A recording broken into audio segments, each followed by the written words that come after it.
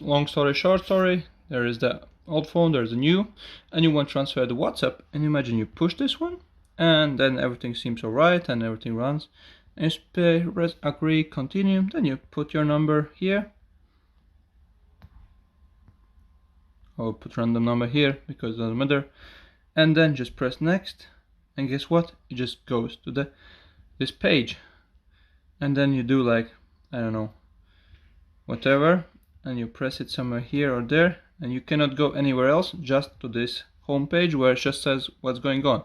So this is the problem the WhatsApp app has, and I kinda can help you to fix it, how to bring from the old phone to the new phone, all the settings. Just go to the, and you can actually log in finally in your WhatsApp. Go to settings,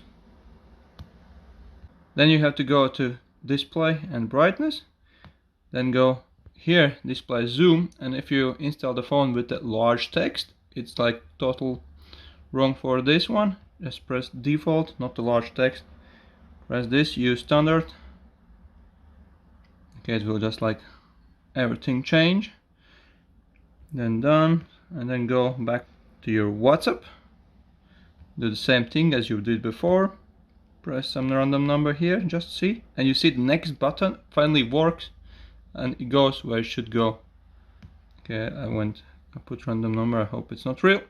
Anyway, no, it actually works, and you can connect both phones. So remember, probably it is because WhatsApp has really bad interface for iPhone large text display. So I hope I could help you to quick fix how to transfer your WhatsApp in case something just stuck here where next button, and it always goes to the WhatsApp this homepage browser, and you cannot go anywhere further.